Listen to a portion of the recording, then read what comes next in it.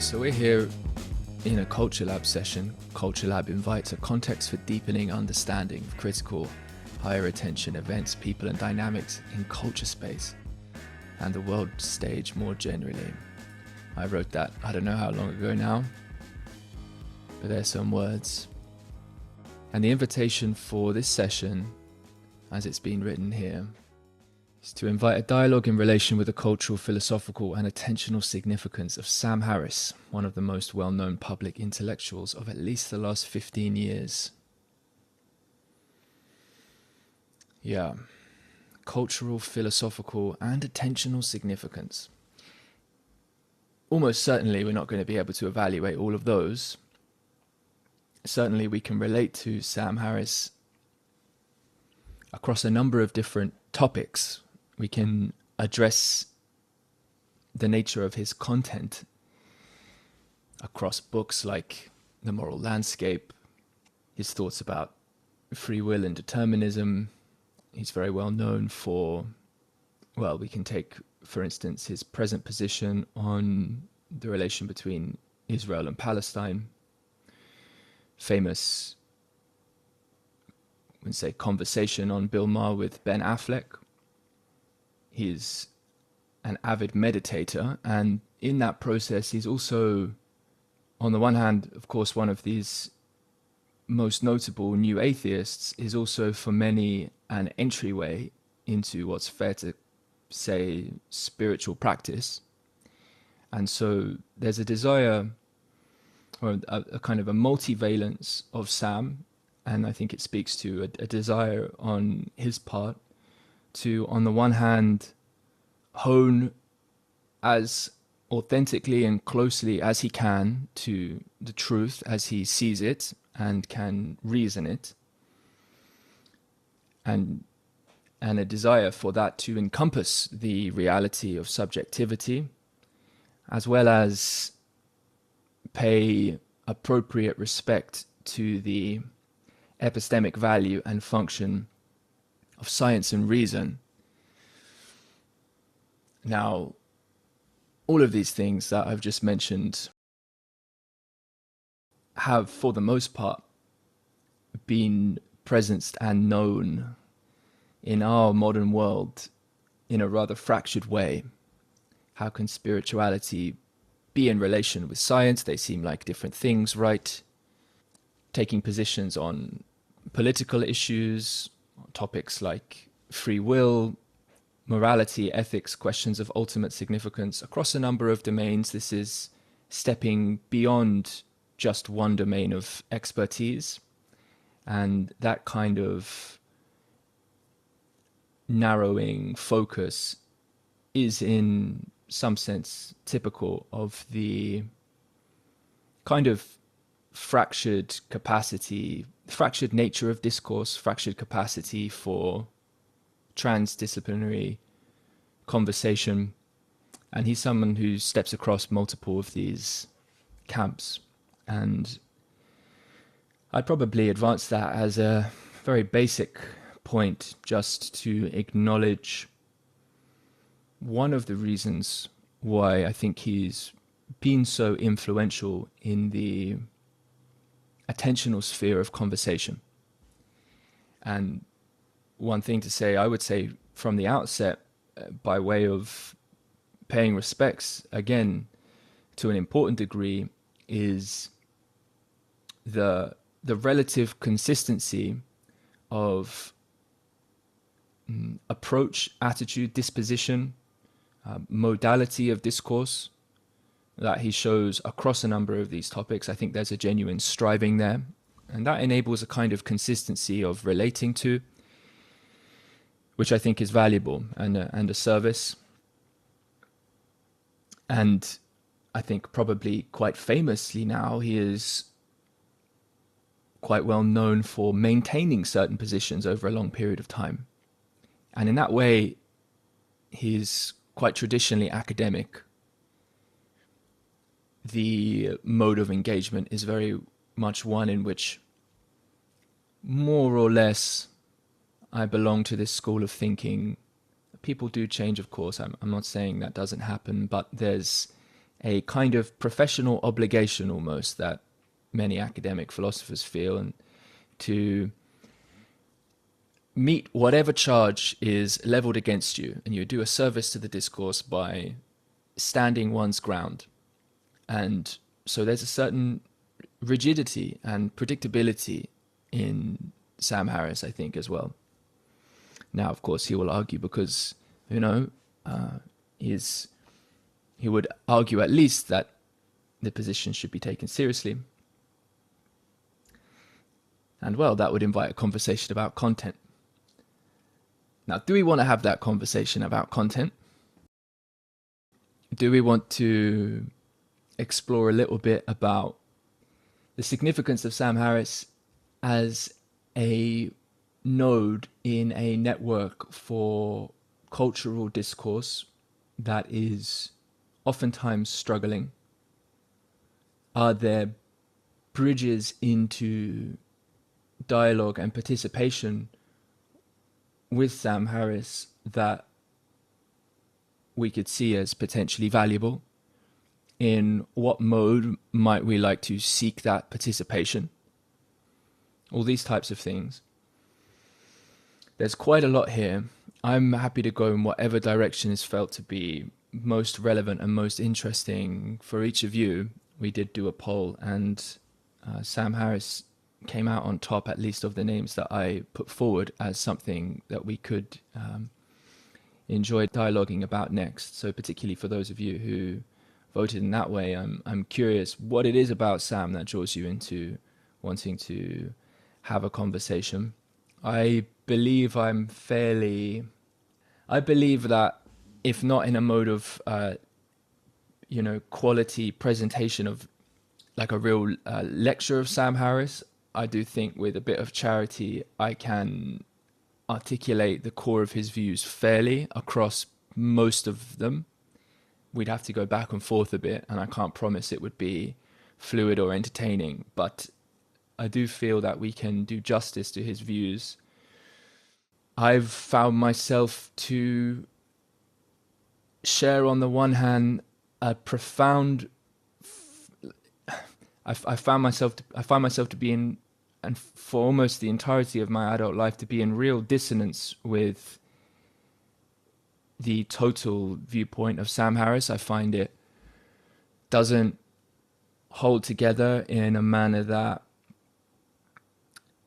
at least semantically, and how those semantics are translated into the whole of my being as it processes and interacts in the world. I can't breathe it through. It doesn't seem viable to me. I find there to be strange contradictions. And despite that, on a couple of the more pointed ends of various topics, I find myself to consider his positions. Yeah, I mean, let's take that very seriously. I think that's an important element of the conversation. So there we go. That's how I'm relating to this to begin with. Sam Harris, here we go.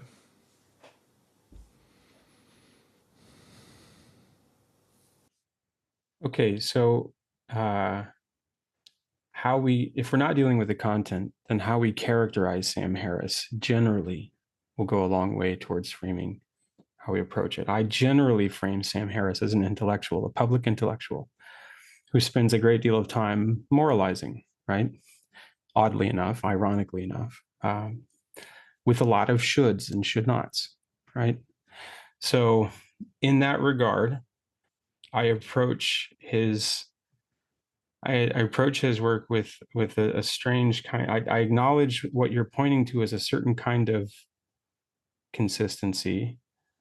It's a certain kind of integrity to a style of thought, perhaps, which I do agree is like it's quintessentially that. It's the essence of it. Whatever it is, he's the best, right? Like the rational kind of propositional, reflective kind of just falls into it's so beautiful to watch. It really is. It's almost calming, and especially the way he speaks everything at that even tempered pace. But But yeah, I wouldn't say that he's consistent in terms of the application of those things. Like, and maybe that's what you meant by the semantics, because he does seem to fail in pretty straightforward, direct regards across a number of different domains.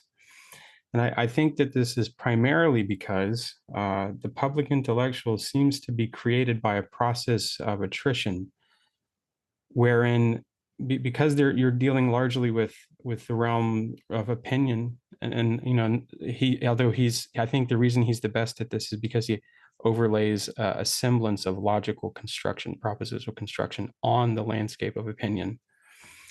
Because he's able to articulate it in that form, it brings a lot more adherence in a certain range, but it also introduces you into a kind of niche construction, which is something like the academic is publish or die, right? And the public intellectual is something like lecture or die. And in order to gauge your capacity at like this process of attrition, your capacity of being a good intellectual, it's something like, well, is there someone who can stand up against my argument? And when that's not the case, you kind of just you keep consuming more and more territory. Well, who can stand against my arguments, right? Like, no, none of these people can stand before my arguments.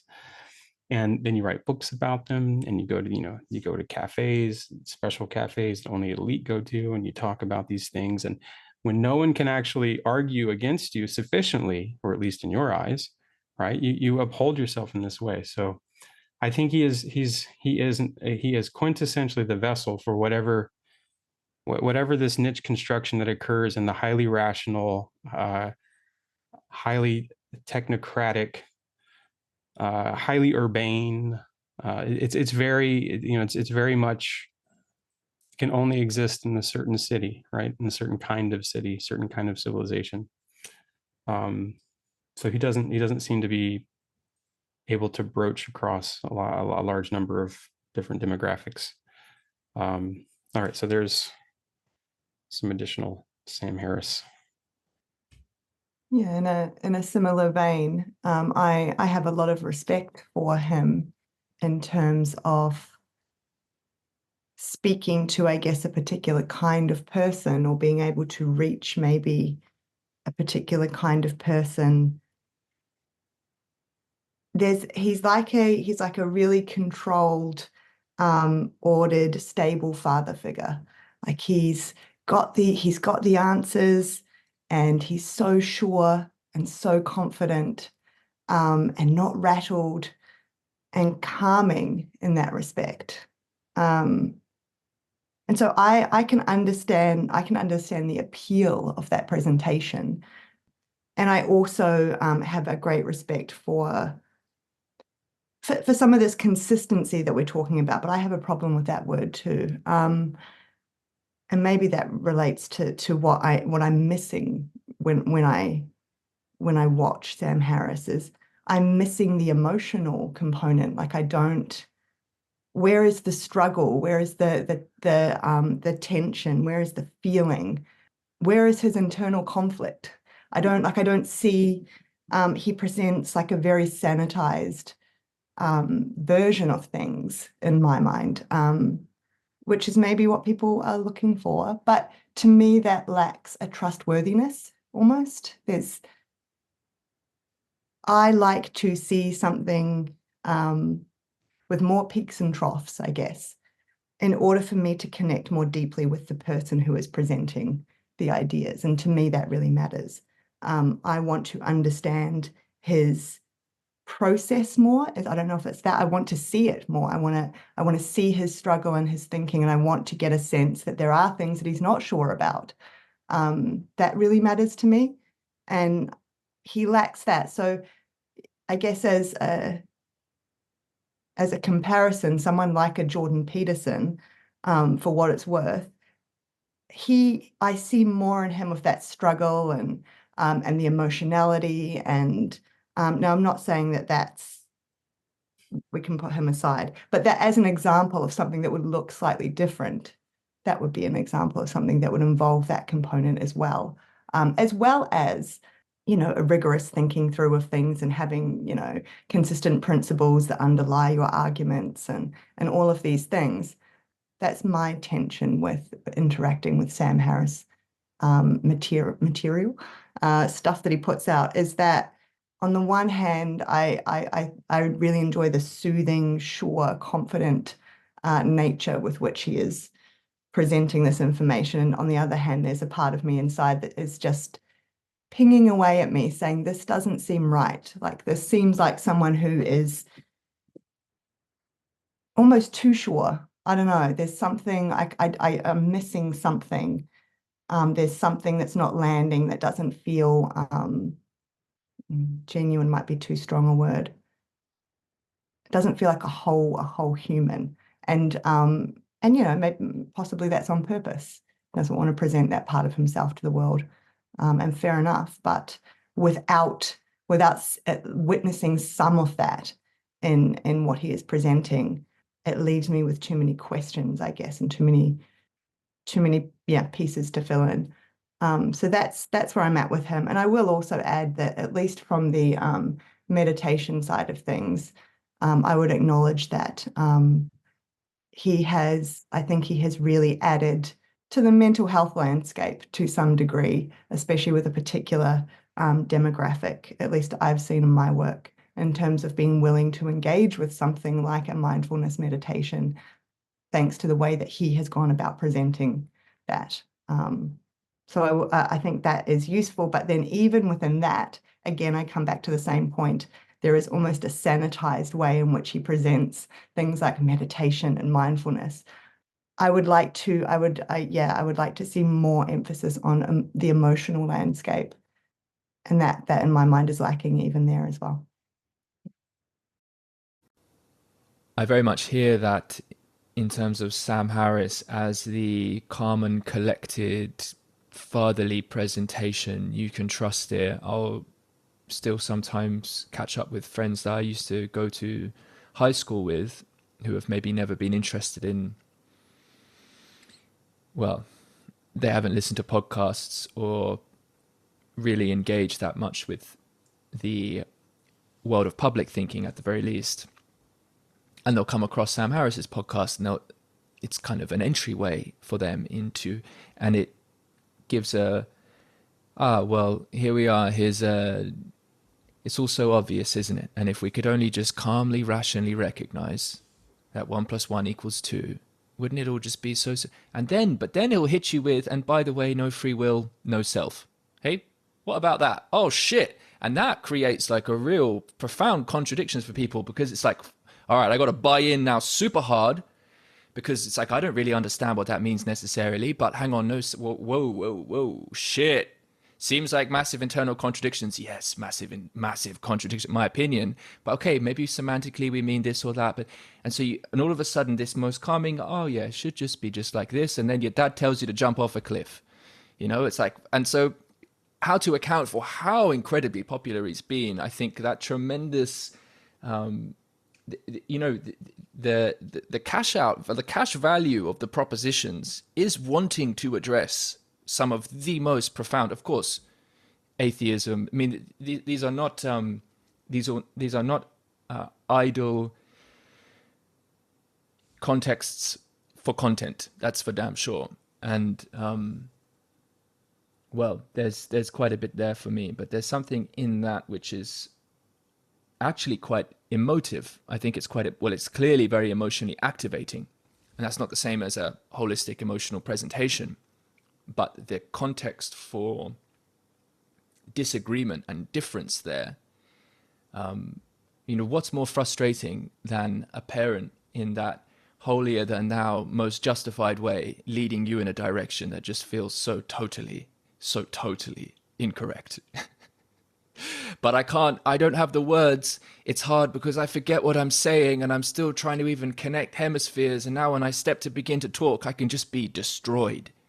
And I can be destroyed by these other punks, right? Who can speak Sam Harris better than me, but they don't feel like people I want to become either. Okay, they feel like, well, we kind of know how those people sound. It's a kind of inflated egotism that isn't sourcing from the depths at all. It's skirting along the top, wielding the depths unknowingly with its bullshit propositions so rationally dressed up. And that is, for me, it's profoundly emotive. It is profoundly emotive. And yet the mode of address is oh so calm. Let's bring it back to just rationally moving through the propositions. One of the ways that I also assess public intellectuals is by introducing myself to their followers, people who call themselves, followers, right? They explicitly say this, and you go and get a sense of what is generated in their presence. And the image that comes to mind with interacting with Sam Harris's followers is something like, yeah, the meditation there. It's like monks in their garb, but they all have like vuvuzelas or something, and they're just constantly blaring. Like every room they step into, like bah, bah, bah, bah, just really as loud as they possibly can. Everything I say is perfect. It's articulated in the best possible manner, and if you want to argue with me, you're going to lose. Like because Papa Harris has figured it all out for us. That's been my experience in that community, but that's probably true of almost all public intellectuals. It really is. It's no different than sports. When people argue over their sports teams or their favorite tarot deck, I don't know. Like people get very strange at the way that they identify with these externalized sources of what is it? Emotional regulation, something that pacifies them, calms them. Yeah, it does. It is because I think Aspasia is right. I think that persona is like a defensive mechanism. It's just like perfect suit of armor, right? It's like a suit of armor composed of, I don't know what's his total corpus, like 6,000 pages of well articulated propositional logical structure that he can defend any attack with. And that's why it's so beautiful, because it's like watching judo master. But yeah, it's missing so much more of the human experience, which exists not just within Sam, I think, that we don't have access to. I don't think he even has access to it. When he talks about his own experience in life, he does, I think, truthfully state he has no sense of will. Like he says this explicitly, like he doesn't feel like there's a there, which is a curious. I mean, I know that feeling, but it's not the whole of what it is to be a human. And the fact that he doesn't acknowledge that is very strange, and that he has all these extraordinary arguments to represent why he doesn't feel it. And I wonder how many of our philosophical arguments are that. It's just like a particular breed of individual with a particular inner landscape, fully incapable of being able to experience what someone else is nevertheless able to erect this justification structure that, it's because it's subjective, is in a sense, it's unassailable ultimately. So I just want to say I don't think it's emotional regulation. I think it's emotional avoidance. They haven't even got to the inability. they haven't even got to it to regulate it yet. This is it. It's the avoidance, and I agree. There's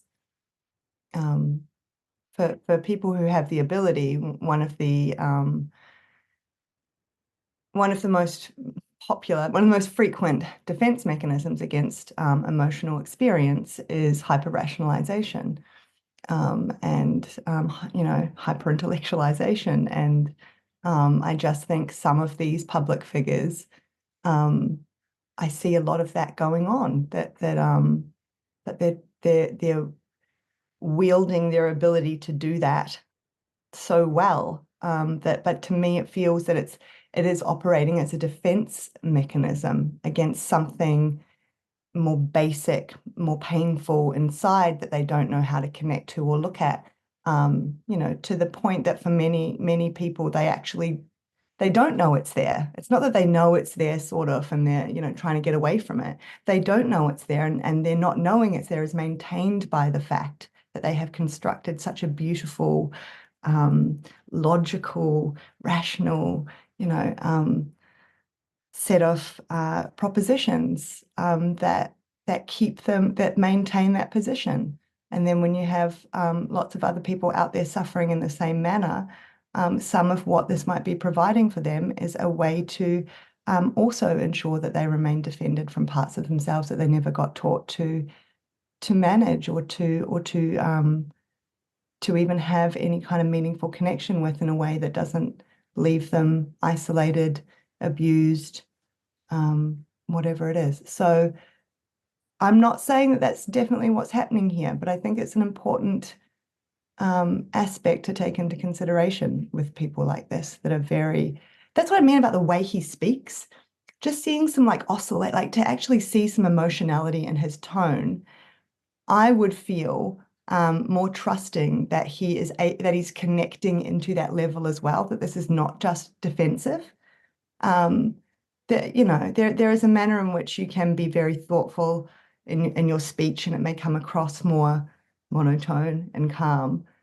But you'd expect, over the amount of hours of video of him and whatever that's available, that there would be times where he would do that, but then there'd just be more variation. And I don't see that. I see someone who's, yeah, I think I'm going around in circles now, but it does seem quite defensive in nature. And I can see why that would be so appealing to so many people out there that are just trying to figure themselves out and figure out their place in the world. And you know, even if it's a stepping stone and an entry point, then in my mind, I'd be all for that. But I think to be there and then stuck there and rooted there, this is the hill I will die on, and this is all there is that's the sadness for me. Yeah, I think it's just a consequence of our identity being established as an ever widening reciprocal relationship between this very large group of people. Because whatever that defensive mechanism initially was, because we all have them, once you start to conceptualize the idea that the number of people that might possibly figure out your vulnerabilities is increasing every single day, and then once some of them start attacking you and you start to see, oh my God, I am vulnerable and my image might in fact be impacted. And like, once that starts to happen, I have had some element of this in the very small exposure I have on the internet, where people in particular come attack you because they don't like something that you did or said. And that does initiate a certain response where you wonder, like, oh, how much of that is taking place that I'm not even aware of? How much is going on in the background, and what might actually happen? And how do I protect myself from that? Do I need to protect myself from that?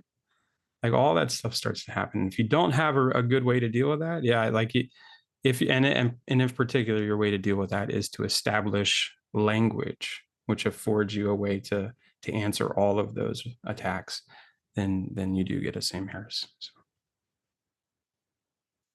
So perhaps we could open this up. I don't know if there'll be a change of direction here. I'm curious, Tom, what you were engaging with recently. I wonder if it was partly what I was listening to this morning, because I knew if I listened to this one piece of content, I would get an updated version of this exact version of Sam Harris. Because Was it Sapolsky? it was not Sapolsky. It was, lo and behold, it was the Sam Harris challenger in waiting on the shining horse that is Cosmic Skeptic, the YouTube channel. Alex. Are you familiar? Alex O'Connor, yeah. Alex O'Connor. Alex is someone who is clearly going to be kicking around for some time. And in fact, he'll be attending, even I saw a conference with John Vervaeke and a number of others titled Dissident Dialogues with Chris Williamson and what have you. So he seems to have been accepted into the influencer attentional circuit of reasonable people having important conversations. And it's a curious one. You know the tone of voice. I said that. Yeah. So the Twitterati. I don't know. But here's the thing. Alex is a young guy. He seems to be in his mid-20s. Yep. Right? It seems around then. And I've met many people like Alex. Of course, Alex is a more enhanced version of a number of the traits that we're kind of pointing to here in the wake of someone like Sam Harris. Tremendous capacity with language. What on the face of it one could term an emotional regulation. It's certainly a nervous system state that has a lot in common with Sam's. I relate to it because I studied with many people many years ago and felt myself at times to know the phenomenology of that clarity and confidence of thought, and that the very sort of tone of voice, the tonos of the proposition was sufficient to become the sense of security was so bound up with that. You're sort of pointing to that, Aspasia. I realized like the kind of like the contours and the possible landscape of identity that mode was.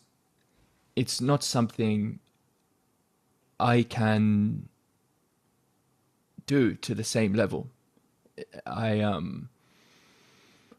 The only way I could imagine myself actually showing up and sharing, whether with Sam, with Alex, any number of these types of people, the only way I can imagine showing up and actually sharing whatever value I could to the possibility of truth and understanding in that context would be to take that many steps off the plank, so to speak, and only by the quality of how well I was able to like hit the water and swim back to the boat or swim to shore without just drowning and floundering to the point of the possibility for coherence crumbling.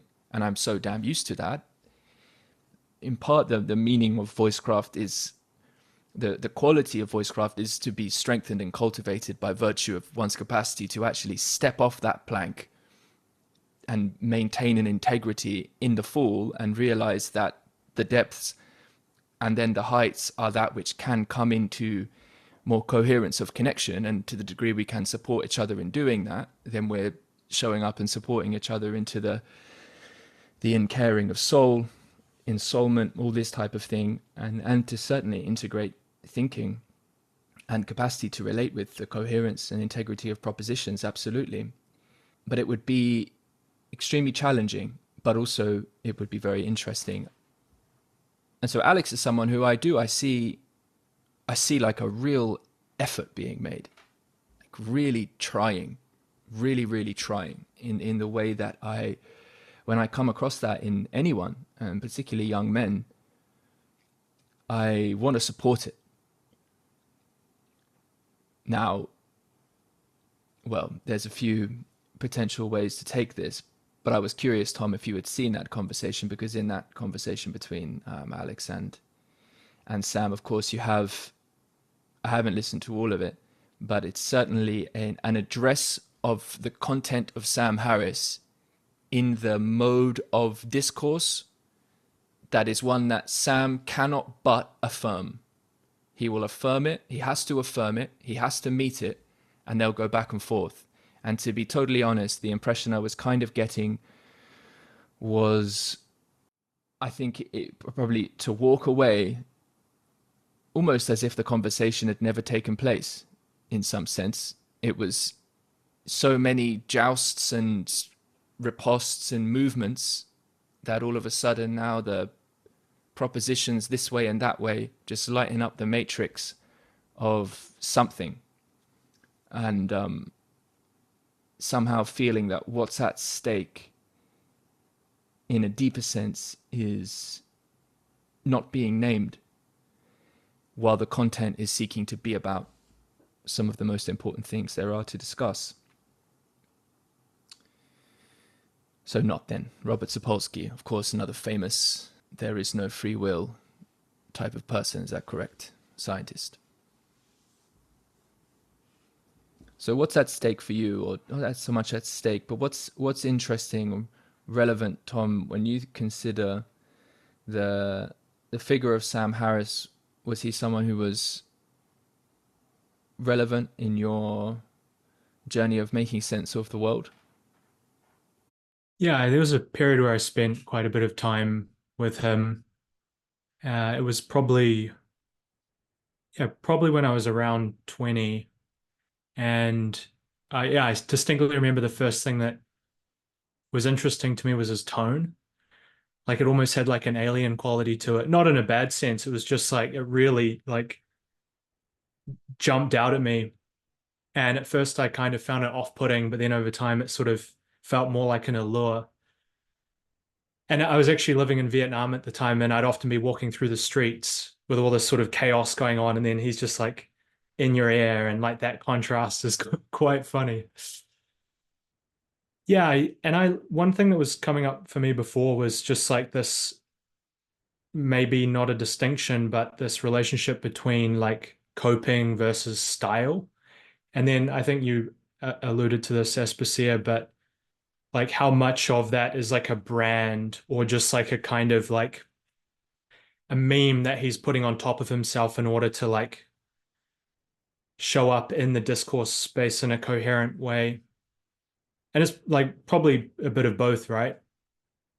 But there does seem to be something interesting about like what that mode does to people. Like I have some people in my life. I actually recently, maybe like 7 days ago, had a 6 hour conversation with someone who was in that mode.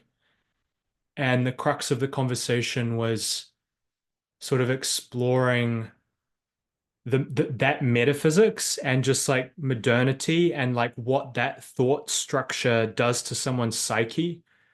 And then like I was just kind of offering an extension into something more like a holism and kind of like trying to point to the value in the mythic and the value in the pathic.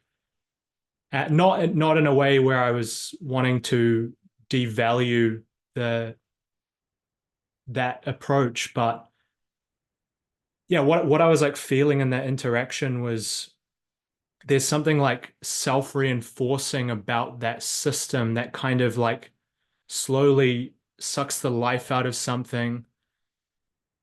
And then it's like it holds people there in this kind of it's like it starts to become painful in a way. At least this is what I was experiencing in this person, where the life is sort of dropping out. And funnily enough, this person also has turned to meditation.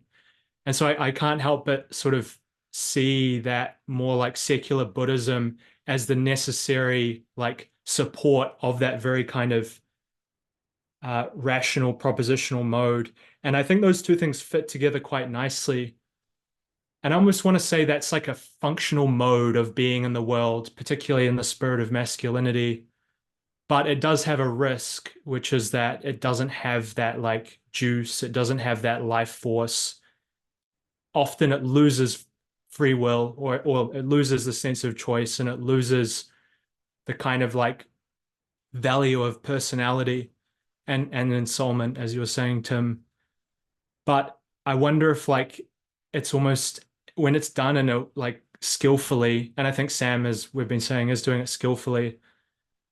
I wonder if it is actually like a helpful archetype to have present in a kind of collective intelligence where it really helps to like yeah sanitize, and then like when the unconscious gets too messy, it just kind of steps in and like discharges it, decompresses it, and then we can like reboot the system. And it's like Sam's probably not going to be the one to reanimate religion, but it's almost like he's clearing a space for us to become religious again, even though he probably won't like that. So there's something like, yeah, it's and I don't want to like say that these people are this like martyr or someone who's like kind of shouldering this burden, but in a way I feel like they are shouldering this burden, which is like to take on the burden of dryness in the spirit of cleanness, which can then make room for like the animating spirit to come through again. And they get the payday of like feeling like they are the man, you know? So it's, That is those are brilliant. just some That is really musings. Yeah. brilliant. That is really, really brilliant. So you're saying people experience Sam and then go back to church. Exactly. Can I just jump in for one sec? I love that. That's sort of the doorway, I guess I was talking about. Like I can see it as like a stepping stone because what happens if we even just think about it as a defense mechanism? Ultimately, these things are very helpful for a period of time. They're maintained, and then there's a different kind of suffering that comes from the defense mechanisms generated by the defense mechanisms. But it takes a lot of time for people to really experience that suffering viscerally enough that they want to do something about it and that they can connect the dots and say, oh, actually, this is being caused by this part of the equation, as opposed to trying to use that defense mechanism even more so to overcome the suffering that is being caused by the defense mechanism, right? It takes a really long time. Many people go their whole life and never connect those dots, and it just makes the suffering worse over time. And just a really clear example of what that sort of suffering often looks like is just a chronic loneliness and disconnection, even in the face of what looks like lots of connection and community. But if you're only ever connecting on one level, or you're only ever connecting from one part of yourself, then there is still a chronic loneliness related to all the other parts of yourself that are never being shared, that you're never usually experiencing either. So that's just one way. The other way that this shows up is usually depression, anxiety.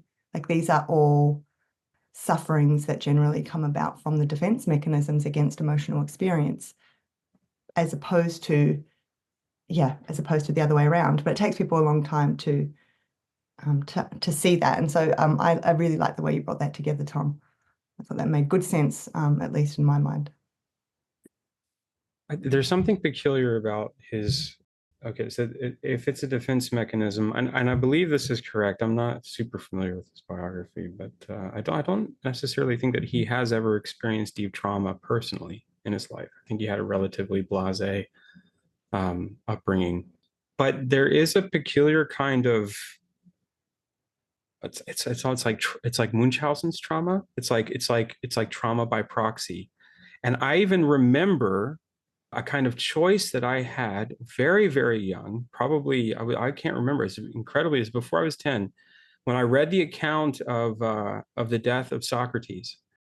And I distinctly remember the immediate forming of the opinion that there was a class distinction between highly intelligent, intellectual, wise people and this horrible, nameless, faceless, irrational crowd that's always trying to destroy it.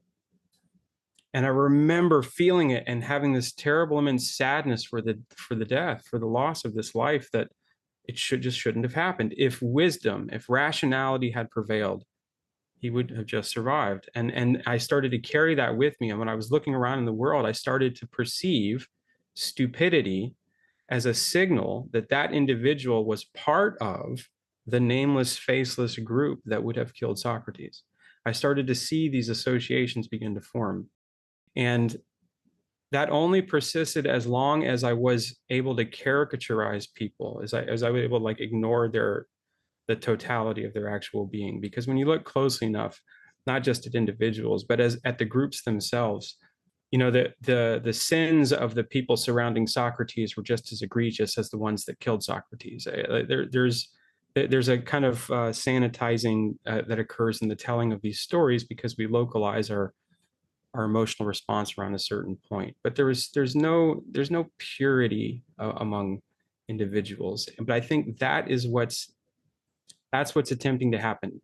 Sam is attempting to defend himself against the baser, irrational aspects of all of humanity, right? That's why he's speaking to all of humanity. He's saying, I have perceived all these stories. I have seen the pattern of irrational consumption of the rational, and I'm going to champion it. I'm going to defend the rational. I'm going to stand up and I'm going to to give back to the world where Socrates was not killed, something like that. It's like, what would that world have looked like?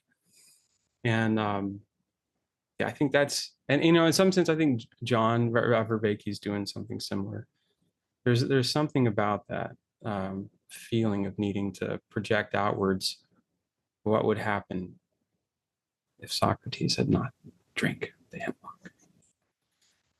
Yeah, to me, all of that speaks to the child seeking to the child experiencing a lot of irrationality around them and seeking to find some sort of scaffolding story structure, something at some point that allows them to make sense of their inner experience that might not be fully conscious through reading some story and then seeing it out in the world and becoming a champion of that thing and doubling down on being the answer to it or the antidote. Or I think we can never know what someone's childhood was like. Like, I mean, in terms of saying that he had a blasé childhood, I mean, there's just, who knows, if I think that's how he described it. Yeah, I just remember. Oh, it might be neglect. I mean, I often think when people talk about having a blasé childhood or just being left to their own devices and how wonderful it was, it's often the case when you scratch the surface that there was a lot of emotional neglect going on there.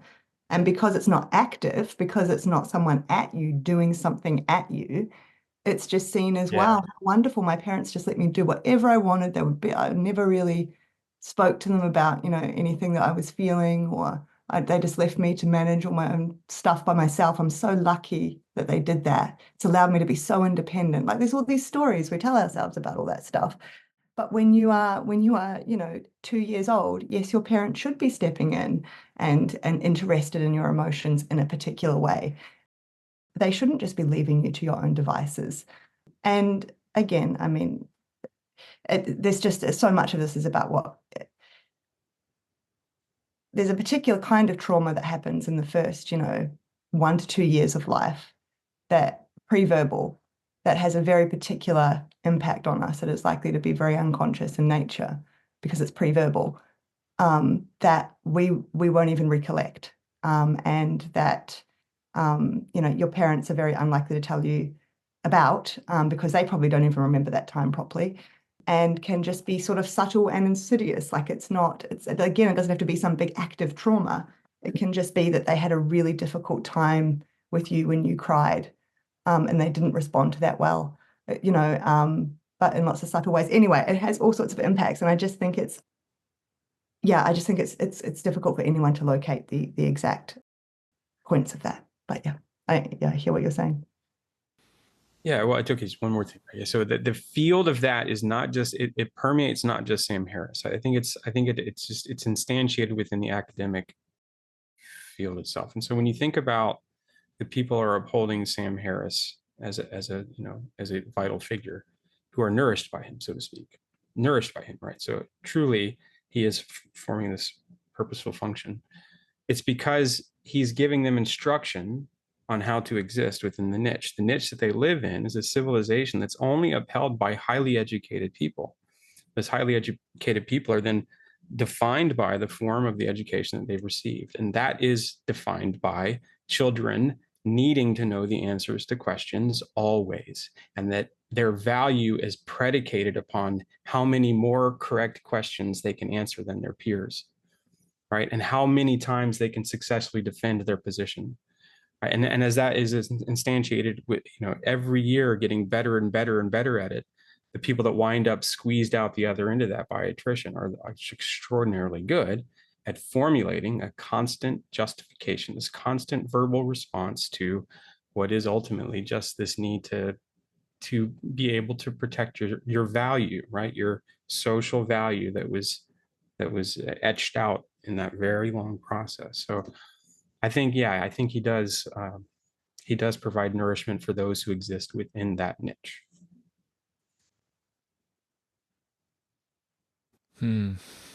Okay. So I'm caught between a bit of the tension here of speaking in a manner that might be entertaining and interesting enough for this to stay with the kind of pulse of potentially sharing publicly, caught alongside that and some of my own,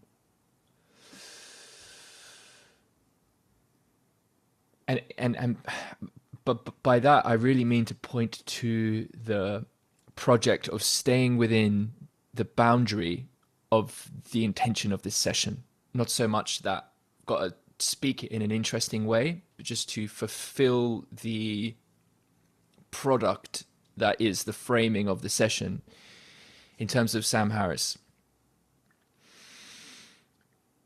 It's almost hard, like part of me wants to get up and go. Part of me wants to get up and go. It's like that's what I just did there on my chair. I'm like, and I want to kind of express like why I'm interested to talk about this at all and how it might sound. In part, I'm interested to talk about this because it doesn't seem practical, possible, feasible to enter into the kind of relational address with Sam Harris in this context, in the context of meeting and the context of address that I would trust to be just to the dignity and integrity of those involved and the possibility for a worthwhile contribution, something like this. If the channel had 300,000 subscribers, then there's a chance. Okay, then there's a chance. Now, Sam will go and do stuff with other people, right? But it's a matter of, to use Carl Hayden Smith's term, contextology. How effective does the attentional game have to be in order to meaningfully influence the conditions of possibility for interaction as we bridge out into the public? Seems like a long way off, and yet it seems like the influence of someone like Sam, who in principle could very well be in conversation with us about any number of issues, and I believe he would contribute as a peer. But he's got no real interest. Why should he? Or wouldn't necessarily even consider himself a peer in a number of contexts. And so, okay, fair enough. It's a matter of needing to advance enough in the perception of justification so as to venture the possibility of stepping into shared justification space. But the concern is how much of the deeper mode of participation and possibility for transformative understanding has to be given up in order to step into that arena. And that is just a fascinating, I mean, that's like life work over many, many decades. You mentioned Tyler when Sam Harris stepped into an Eric Weinstein Discord before we started recording. This is sort of very much an example of, here's someone like Eric who's entered the arena, so to speak, such that Sam will respond to an invitation. Sam steps in, gets assailed by 50 propositional jousts from every angle, doesn't seem like a productive thing, and, you know, we decide not to do that again. I'm not talking about that. I'm not talking about a context in which we invite Sam into a pit in which Sam is just attacked by all manner of demons that he has not encountered in his conscious subjectivity, right? And yet, I don't trust the wholeness of Sam Harris's mode of discourse and his sense of what's appropriate and just in the context of justification to just accept playing by those rules. It wouldn't seem healthy. It wouldn't seem right. And so we have, on the one hand, a lot in common, a desire to participate in a healthier public discourse. Now, what do we mean by public?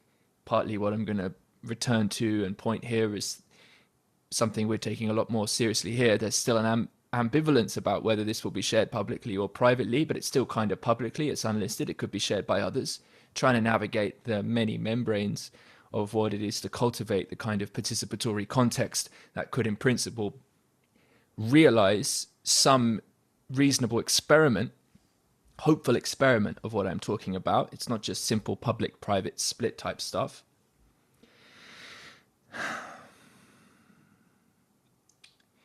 And so what is it to speak about, to interact, to address with integrity the shadow, the influence, the standing, the archetype, essentially all the manner of the general affect and effect manifest by the particular that is Sam Harris in this sense, in this context, but not just to put dirt on the name.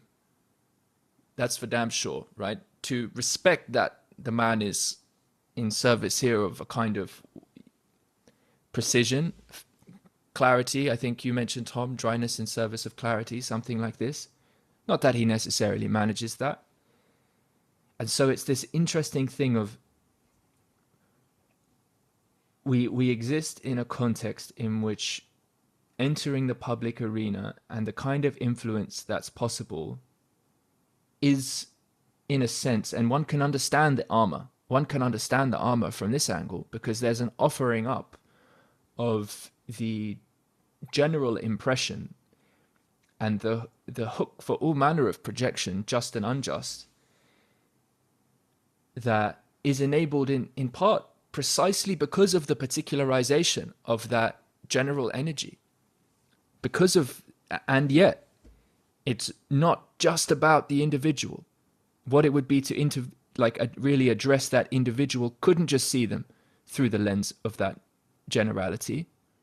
That wouldn't be what it is to enter real address. And I do wonder what's possible. I do wonder the kind of failings that may result from the present way that the attentional landscape is coughing up is the word that's coming to me here. I think that's probably a bit harsh, but coughing up the kind of events such as one that Viveki will be participating in, Dissident Dialogues.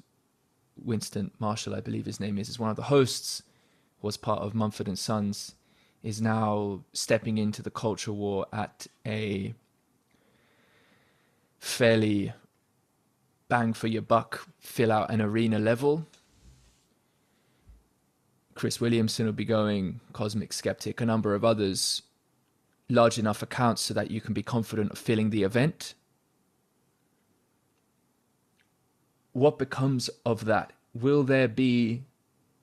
Is that context sufficient to welcome the human out in its mess as well? And it just doesn't strike me that mess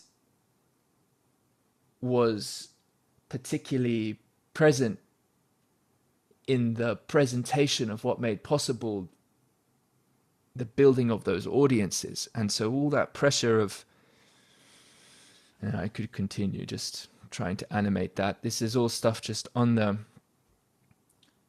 pulse for me in terms of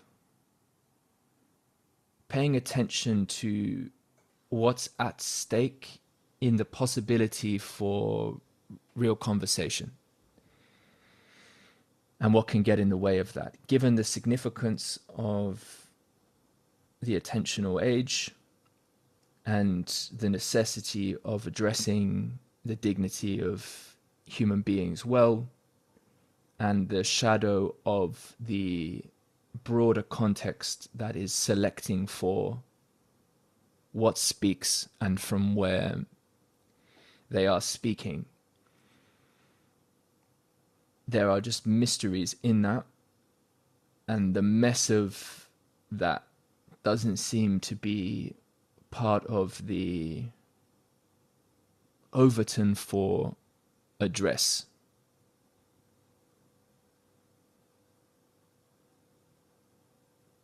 So I'd quite like to have a dinner with Sam. That would be fun.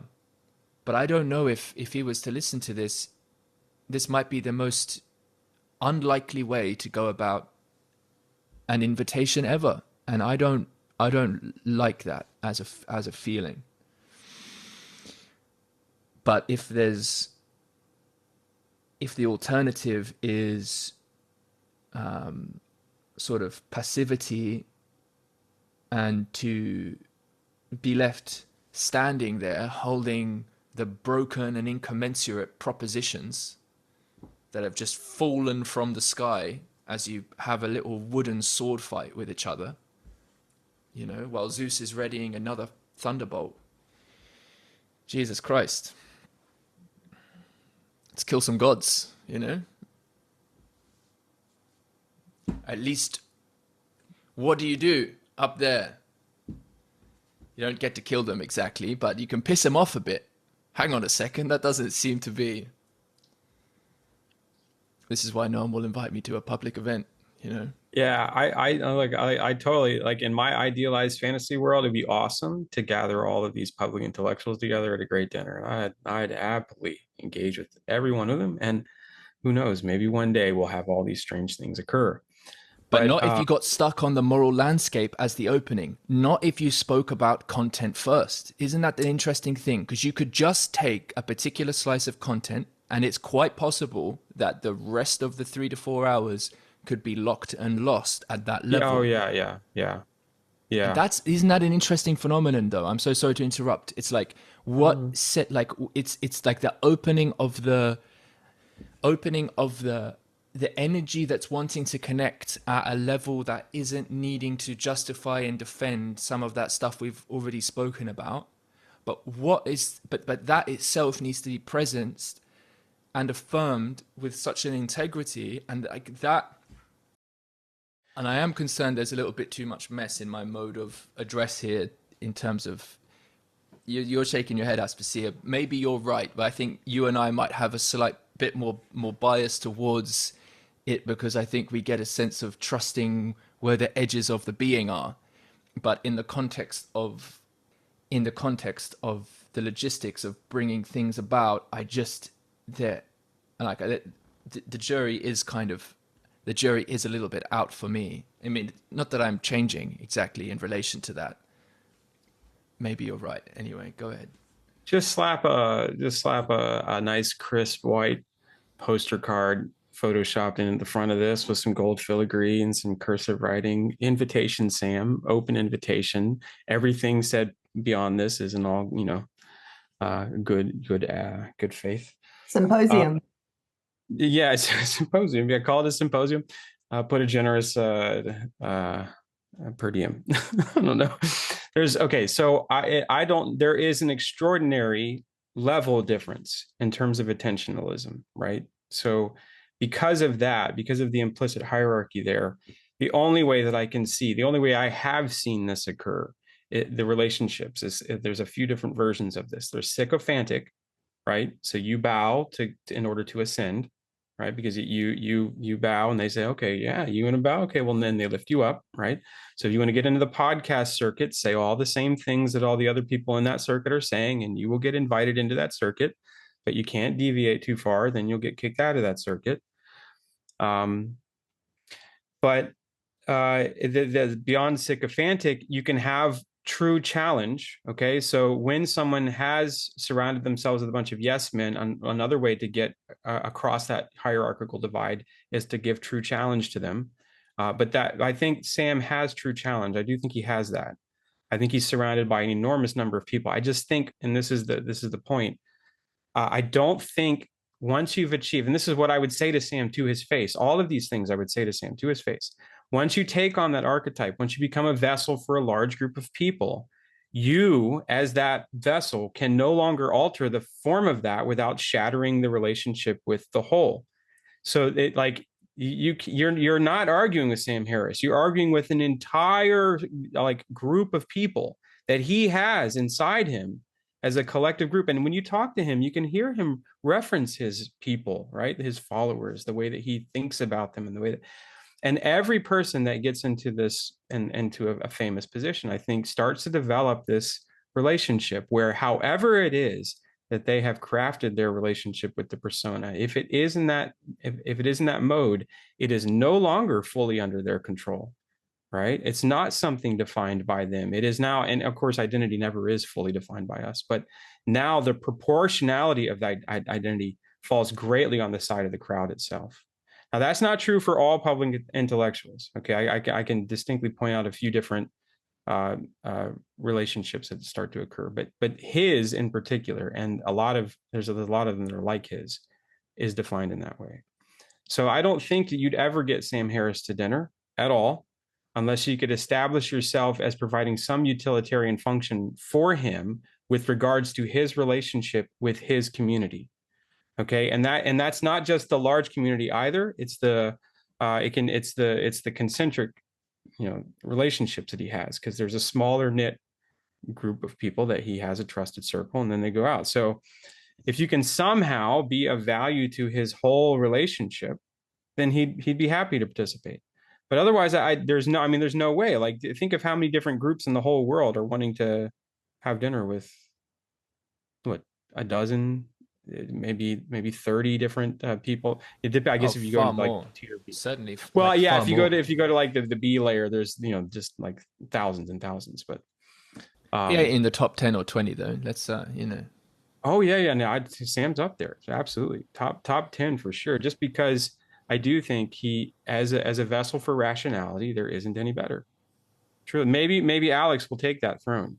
I think that, in fact, I think he probably should, just because he does incorporate more flexibility. I've seen him personally shift over the last few years his position yeah. on a number of philosophical positions that he was confronted by and didn't have an answer to, and so he shifted. I haven't seen Sam do that, and I think I've seen Sam. I mean, like everyone argues with him about his Trump thing, right? Like even his ardent supporters have brought up how much we call it Trump derangement syndrome, TDS, has influenced Sam's brain. He's kind of rabidly against. But again, I think that is because Trump, in a sense, personifies that irrational hoi polloi that consumes the always ever present Socrates within man, right? It's like they're always trying to get rid of the rational one, and if you don't defend it, then we just wind up as base savages, right? We've lost the romantic sense that the savage is noble. Mm-hmm. Yeah, Trump is like the chaotic parent that would be triggering to someone who is trying to. I don't know. Yeah. Well, chaotic. Oh, interesting. Depends how you use chaotic. I think there's different flavors of chaotic, but yeah, I think Chaotic to Sam. Yeah, chaotic, because he's not rational. Yeah, he's not being rational. No, he's a loose unit. That's the best way of putting it. And that would be very threatening to everything. Well, Trump is extraordinarily predictable. That's why you can caricature, like you can do a good Trump impression. You don't even have to change, just repeat his words, because he's highly predictable in one sense. But it's only if you understand that he's developing this, kind of Hitler relationship with the crowd. Like you can't get through to him. So like if you think about a child, like he wouldn't be able to get through to him using his rational, right. And so that's the only way he knows how to. So that would be very anxiety provoking. He can't reach this parent with his usual rational, logical address that most people fall behind, and all of a sudden he gets order and connection, and it would be very anxiety provoking. The other thing about Trump as well, from that perspective of chaotic parent, is I could imagine a complete arbitrariness around whether you would receive praise, indifference, or massive insult, and it would be basically flipping a coin each time. Unpredictable. That's and that's actually its own kind of terror as a parenting style. Like to have an unpredictable parent is just terrifying, because a child needs to be able to predict. Right. Yeah, Tyler, you were articulating some things there that I look forward to exploring more. There's several more hours in there. We've been speaking about the landscape of attention and interaction therein for some time. It is interesting how your thoughts developing in that regard. I think, well, given the kind of level of where this conversation has been speaking to, one fairly influential public breakup in the context of the Sam Harris world, in the context of the intellectual dark web and what have you, is his relationship to Brett Weinstein. And there's probably quite a bit there. There you have probably a fracturing of what would be of what you're naming of when you talk about being of relational value to some group, whatever that commons is. Sam is somewhat a part of. Now, Sam is a quite unique Venn diagram, though. I think partly the ardency with which Sam holds to a number of positions means there is quite a unique singularity there. Now, you could possibly trace, certainly with respect to the Venn diagram of his, let's say, homeland US political issue identity type stuff. You've got quite a departure from Brett. Obviously, with Brett, you have the whole world of COVID and vaccines bridging into podcasts with Alex Jones, and in that sense, real engagement with the total untouchables from the more blue church, Sam Harris, Atlantic, good opinion columnists. But then you might have actually some interesting commonalities there, but I actually don't know what Brett's opinion is on Israel and Palestine and what have you. But there's been that many flashpoints now that I don't think it's becoming more and more absurd, the manner by which these various tribes sort of hold together. And so, the only place I could really foresee there being possibility to appeal to a commons of, group attention, any kind of service in that way, would be again in that shamanic space, if it could argue its value on the basis of the possibility for the kind of connection between, in this case, someone like Sam, Brett, not talking about them necessarily specifically, but those worlds aren't talking to each other anymore. And the contexts like trigonometry or some of these others that are opening up avenues for some kind of mediated conversation seem themselves to be flavors of the same, really, in terms of the mode of address that's taking place, and the appeal to common sense in that basic way. And a lot of these turns towards common sense, whether it's perspectives on immigration, violence, questioning government activity, big business activity that come about every number of years, there's always the possibility to just reconnect with some thread of common sense. And, audiences do seem to get built off of that. I'm not necessarily noticing any cultivation of the capacity for discourse there, really.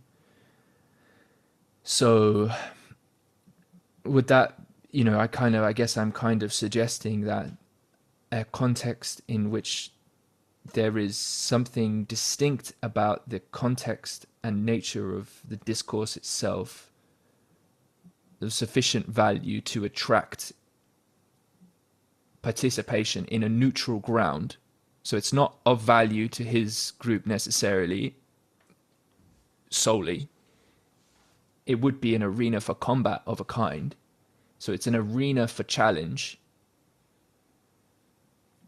But how would it be attractive if it wasn't occurring in the manner of discourse they were hoping for or suspecting?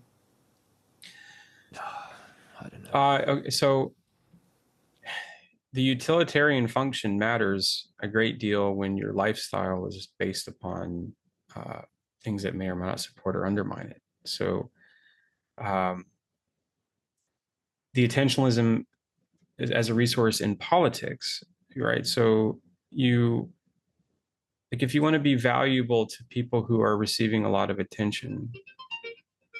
Oh, hang on. Sorry, I got to take this call. They're receiving some attention. He is, and we're not quite valuable enough. Maybe it's Sam. Hell yeah, wouldn't that be? Is this one worth publishing? So interesting. The thing is, what do you reckon, Tom? You're going to say something there. I was thinking about saying something, but I wasn't really sure if I was going to say it. But it's more of just like a curiosity. And in a sense, I think it's a bit naive, but I'm still interested to hear how you feel about it. Do you think someone like Sam, when he goes home at night, is uncertain of reality? Or do you think his certainty actually goes all the way down into his like inner relationship to himself? And then like coupled with that, is there something like necessary, or is there a path where someone dies into their own system rather than dying and sort of releasing their own system? Because it seems like one admirable thing you can do as you get older is just like really surrender your efforts to order the world and just allow that kind of the real to come forth and just take you for a ride. But maybe there is like also an alternative path, which is like the nobility of like really dying into your system as like a conservative anchor for culture as a point of contrast. And like, for me, I just can't ever imagine not having uncertainty as like the basis of my life. And not in the sense of that being like negative or destructive, but just in the sense of like that's what feels most real to me.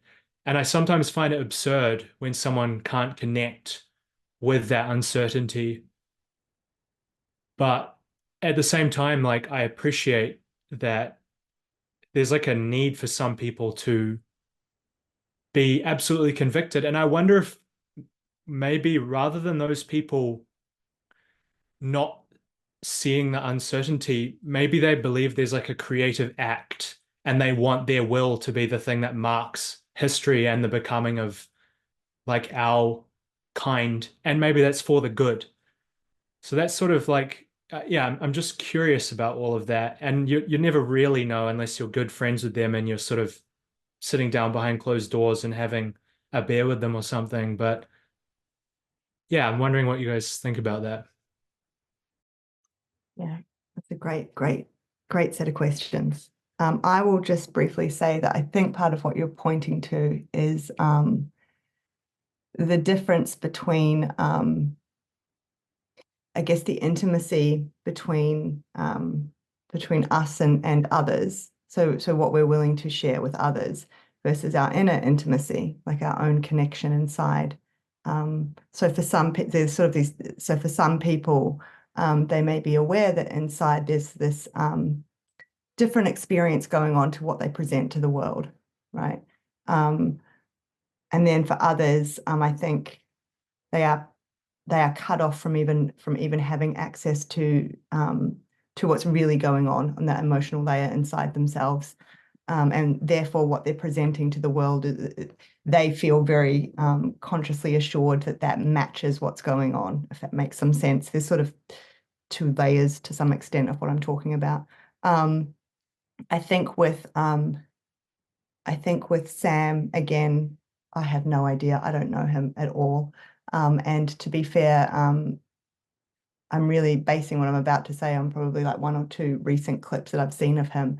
But on the one hand, I could see that the way he presents his ideas, I would imagine he would go home at night and feel pretty pretty certain about things, and that he wouldn't be aware of much uncertainty, and that but there have been some recent clips. I saw something of him the other night where he was talking to Jordan Peterson in his most recent discussion with him. And I think Jordan was asking him how he's doing, just like how life is. How's he going? Which is like just more of a general, possibly emotional question, right? And the way that Sam was responding to it was, yes, very level and everything's very good. And but then Jordan continued to sort of stay on that point for a period of time and reflect some things back to him.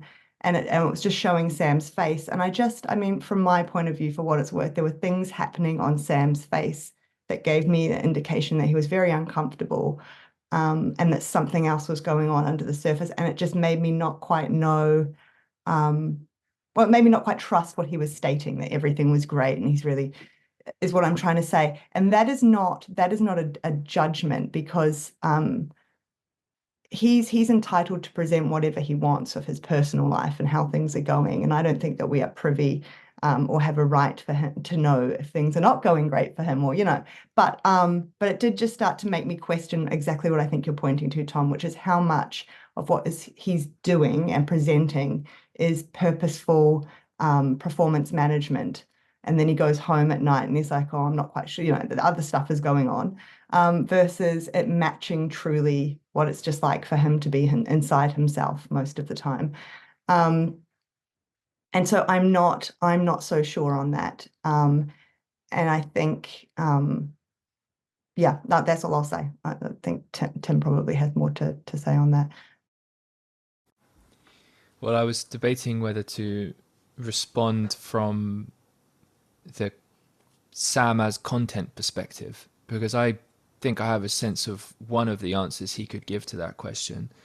One would be to sort of distinguish between the confidence he has in the integrity with which he's applying his epistemic process, and then there's the ontology that he would definitely signal humility around, even in the matter of his, because of course he would base a lot of his understanding about what the facts in that constitute reality are through the prism of an evolving science that is still to work out a lot. And so in that sense, of course, there's so much stuff we're uncertain about.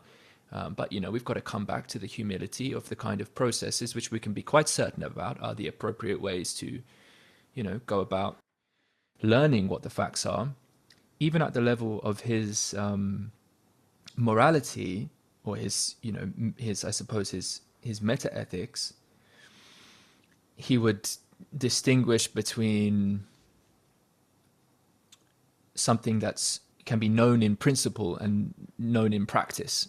And this is one of his sort of responses, which I think is ultimately inadequate to a charge that actually Alex O'Connor, Cosmic Skeptic, was bringing up.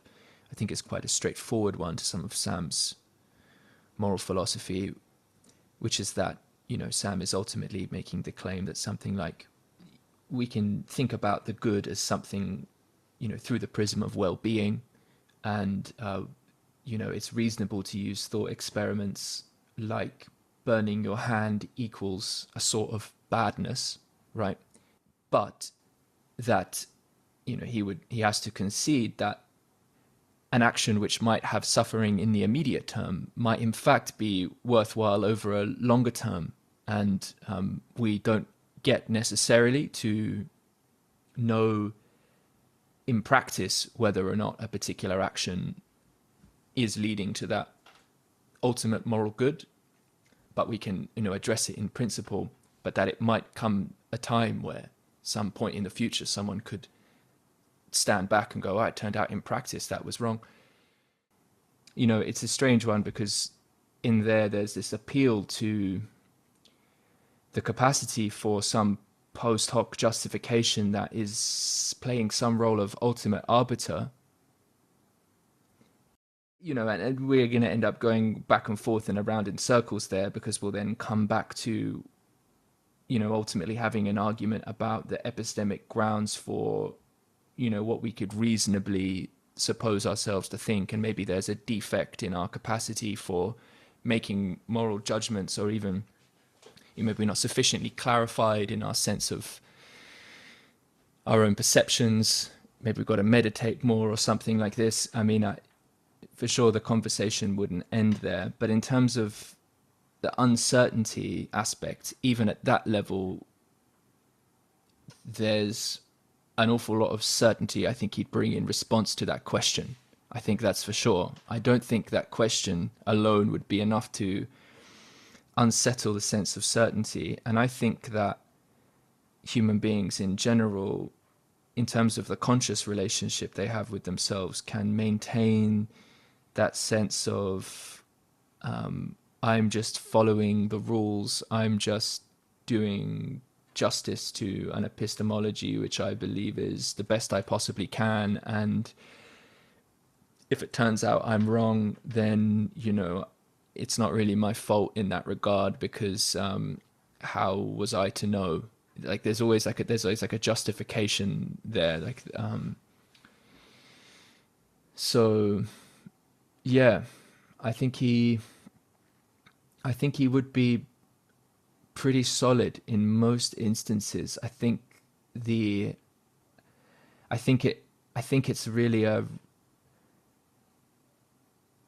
I don't know. I really don't know about. I'm actually very excited. I'm very enthused to have a little bit more of that. It's kind of like it feels like for the kind of interaction with Sam that could potentially enable that participation in uncertainty, oriented by the humility of really sharing what you don't know, something like this. Getting closer to those prisms that you're looking through. It would seem like on the one hand, like you'd need both like the humiliation of the intense martial, as well as the and along with the camaraderie of that, as well as the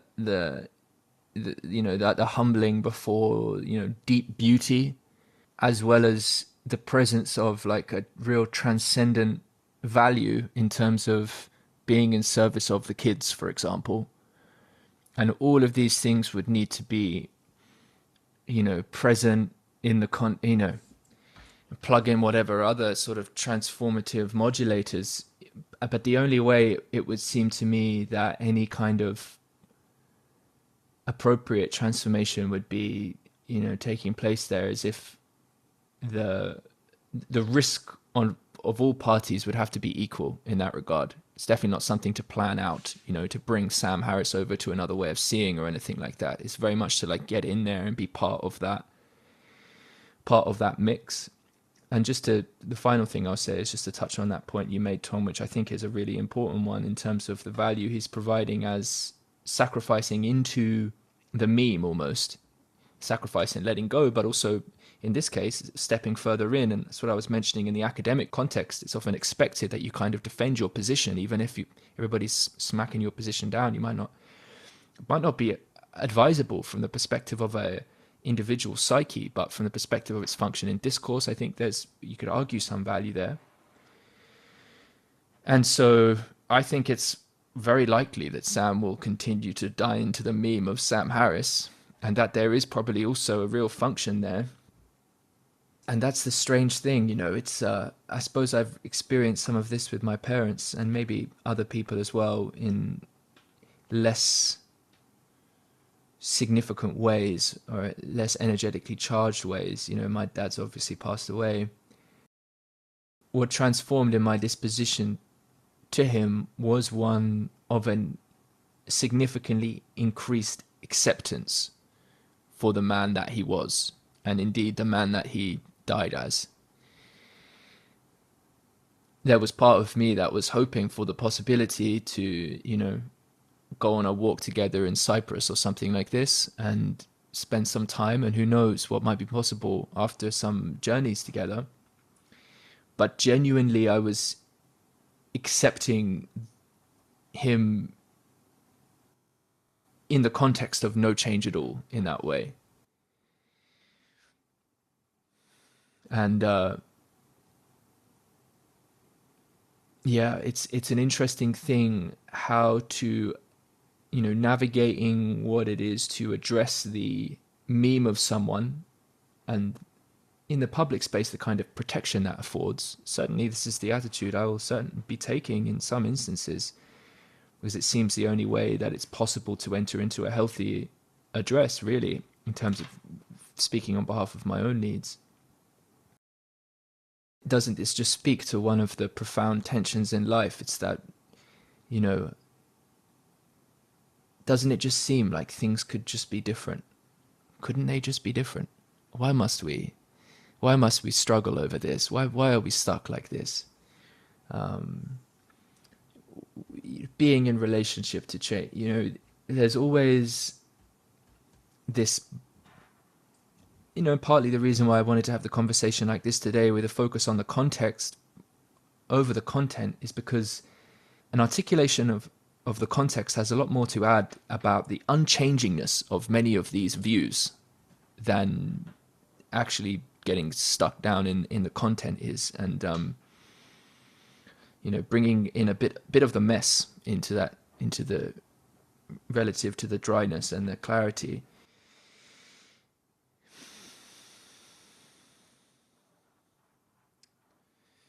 So it's all a mystery, really, isn't it? It's all a mystery. You can't get too hung up on the desire for anyone else to change, and yet shutting yourself off from the possibility of another's becoming and treating them as if they were just that fixed meme seems inappropriate as well. And so the tension of that seems like a worthy tension to strain oneself against, and to see what emerges through that process. That seems, and it's not one straightforward set of rules. There's a messiness and what would be an asymmetry in the application, I think, of one's orientation with respect to people, about how much you should be wanting to influence or not, or hoping they change, or really wanting to convince someone of something. Well, we've maybe got to figure out a plan to evacuate this building, and we all want to go together. Maybe when we need each other, we need to decide on a plan. You've got a different idea. I think mine's right. One of us is going to influence the other. We've got to do something. And then these other times where you're showing up in service of something else, where, maybe it's just simply not necessary that there's much of a change there proximally. And maybe that's somehow in service of the broader discourse. I know I'm kind of trailing off here in terms of the probably the attentional value of this. Can I just ask a question? What is the intended outcome of a sort of Sam Harris position? It's well-being, is it? That this promotes well-being? Is that by just being very certain? I believe so, but it's a wild one, because on the other hand, you also have a very tight and strict language game that really wants to hold on to the reality of no self in But I mean, what does what does well-being mean? Is that what is stated? Like, is that what he would say? It seems to me well-being equals a phenomenological affect, or a subjective affect, which can be evaluated by scientific instrument, as in the kind of scientific methodology we'd associate with enabling the aggregation of perceptions that we'd call objectivity, the aggregation of measurements that we'd call objectivity, even if some of those measurements have a flavor of subjective reporting or something like this, that we can evaluate the truth value of a claim to whether or not something supports well-being or not by appeal to science, but that the well-being is ultimately the thing that's valued, and it's a subjective thing. Yeah. I mean, my understanding is that there's different definitions and different measures of well-being anyway. But like, even if I just make it very basic, I would imagine something like resilience might be more important here. Or so for me, well-being sort of captures like maybe a moment in time. But in my mind, we're talking about movement. Like, well, what Sam Harris is going to say to that, you can tell me whatever it is you value, and I'll just call that well-being. Yes, but that's not what well-being measures even measure. So that's nonsense. But I think for me, it just comes back to, and I don't know how to put this in fancy philosophical terms, so please take it as you will. But I just see the whole point as being that there is going to be lots of movement and lots of stuff happening. And in the face of that, I imagine I would move and I would shift and change and transform, and like everything would be, and there will be peaks and troughs, like there will be movement, there'll be dance, there'll be play. I don't understand a position of how very one note can we get and just be very, very all this as the same as possible across everything. I'm struggling to understand what that to me sounds like it's not childlike, I don't want to say childlike, but it just seems like a less developed kind of response to trying to noticing that one feels out of control, or there are out of control things happening around them, and wanting to try to do something about that. And this is like a first good attempt at how can I do something about that.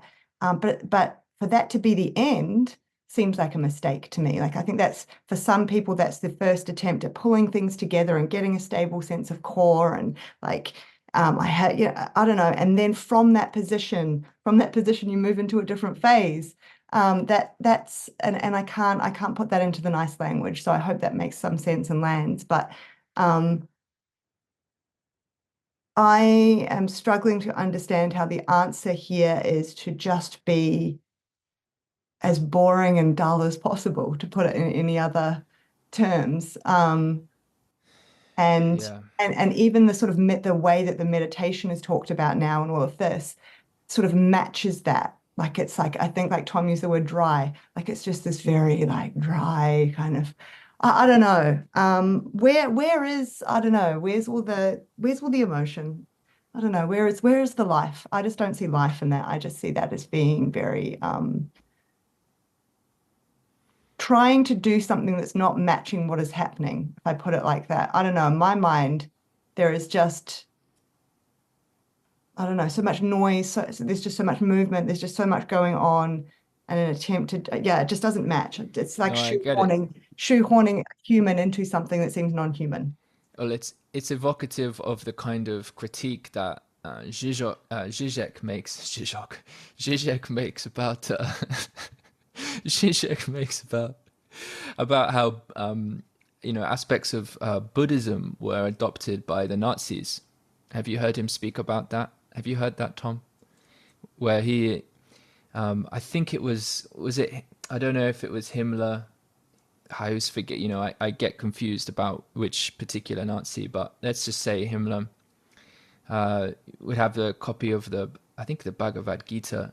He had a book of that, but these were kind of distributed to some of the officers and maybe the SS or people who had to execute people, and the training, in a sense, was to disconnect from the affect and reality of killing a person and shooting someone, and to sort of just recognize that, here I am taking out my arm, undergoing an action, pulling a trigger, maybe being of service to something. It's a kind of detachment, just detaching from that particular phenomenological affect, those particular emotions, and channeling that through a kind of deconstructed sense of sort of no self, I'm not really doing it, there it is, a hand was extended and a trigger was pulled type of thing. And so a kind of the kind of like the dissociative aspects of how meditation can be. I don't think meditation is necessarily dissociative as such, but certainly the way that some people relate to meditation, I think, can be, dissociative. And it's just interesting how, in the case of Sam, you have the absolute certainty of the experience that there is no self there.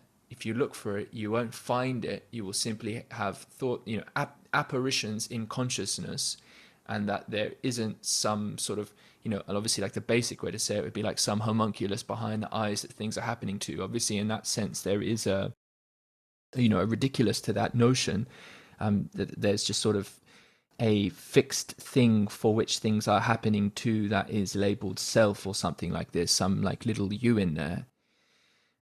But it is curious how that whole set of teachings, those propositions, those communicating that sense of reality, becomes immediately reified in a projection as a kind of self-influencing other selves, like almost by necessity, like the justification game of how we're relating to these words and what that affords for our own coming into a coherence of our actual experiences in the affect of the here and now. There's just so much complexity there that seems like it gets utterly shafted and just awfully reduced and totally effaced, really, in that way of presentation. And yet it is the case that there is a guidance that he offers to come to perceive the flux and the dynamism of subjectivity. And you really do have to slow down, and it's just like, but it's how we then sort of affirm the very nature of what presents and craft in the context of relationship what comes through that is playing a definitive role in our subjectivity, like the relationship between, in that sense, the subjectivity and then what becomes of the interactions as a kind of objective arena. I say becomes of the interactions, influence. I don't know. It feels like having to engage with Sam feels like having to contort my being into something which is too narrow for it, and then I have to kind of try and recapture the full complexity of my being, and to do so in a language that is trying to be understood in that whole mode, as well as present itself well in another mode. And that's it's just really difficult. And it seems like that, bridging across, let's say, that challenge that can speak a kind of metaphysics which has room for more of the depth of experience. Literally this whole time I've been speaking, by the way, I've just been having the sense of my own self-judgment of not being adequate to actually express what I'm trying to say in the context of how much like the significance of what Sam Harris represents to the field actually represents. You know what I mean? It's like, if you're going to come at the king, you better not miss. Do you know what I mean? And I just feel like I ain't got socks on. I wasn't planning at coming at the king today. Do you know what I mean? But the very planning on coming at it, I think, would actually be the wrong kind of modality. And so that's the thing. It's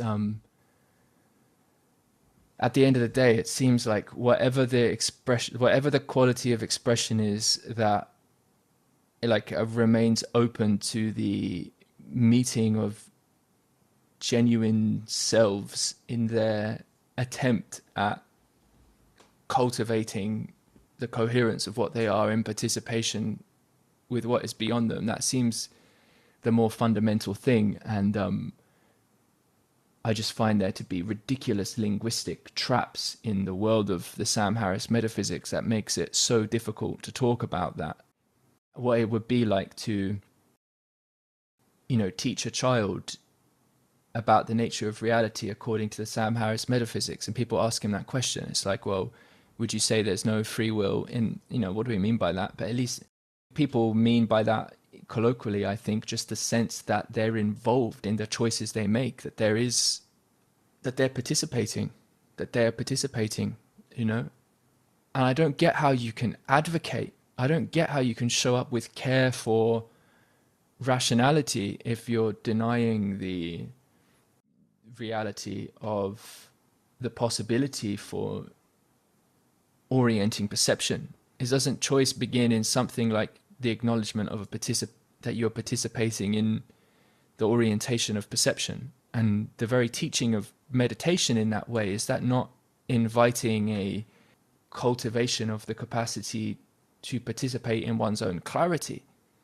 to that we're involved in that clarification? There's choice involved in the detangling, in the letting something go, in the holding on to it, in the deep participation.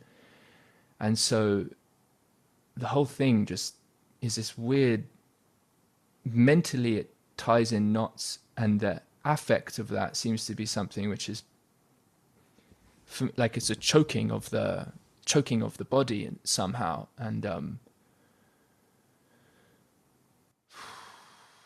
I yeah, I just say don't know. quickly that you just provided, I think anyway, you just provided a clear example of what it's like of what a true mindfulness skill is like. So in being able to report to us that all this time while I've been speaking, I've also noticed the self-judgment going on in my head.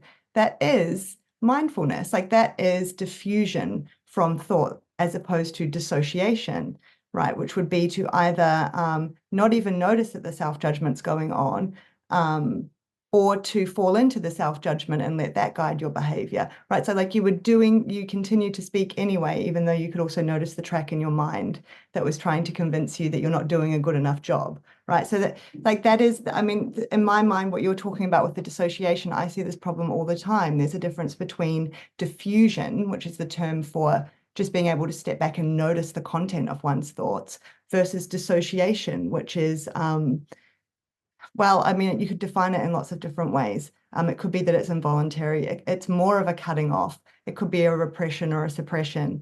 But I also think there's something about it that gets used in the mindfulness meditation space as well. That's like a cutting off from the emotional experience. Anyway, I don't want to go too far down that pathway because I will talk for a very long time. But I think you exemplified what you can, a skill that you can build through something like a true mindfulness meditation. And there's all sorts of issues with meditations that aren't that, but say that they are. And the noticing of one's thoughts in real time. But see, in my mind, all of that too is to do with promoting the sense of agency, because you can notice so much that's going on internally and yet still choose to act in a way that might contradict lots of what's going on internally. I'm really confused with Sam Harris about the whole free will thing, and how that relates then to what is the point of the meditation practice. I get really confused when I start to think about it, because when I think about sort of deepening my connection to the inner space, it's in part in service of also noticing my agency, my ability to act out in the world. Like, it gives me more choice. I don't know, it's like I can see more that's happening inside me and getting clearer on all the conflict and everything that goes on. And from that position, I then choose what to bring into how I act in the world.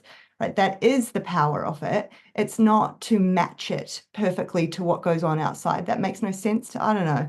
It just seems, I don't understand. So he's advocating for meditation practices to do what exactly? But he also doesn't believe in free will. Is that? I don't understand how there can be.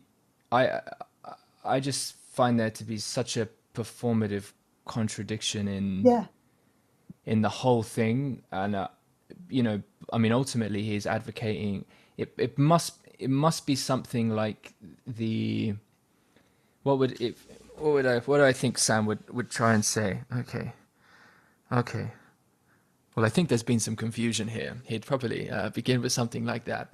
just to clarify, Thanks, God. Dad.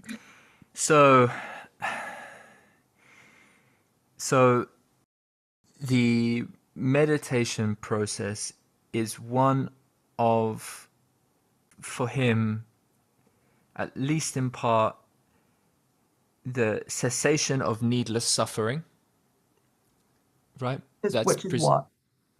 That would be attachment to ceaselessly identifying with whatever thoughts are appearing as you, so not having any distance between thoughts and Mhm. affect.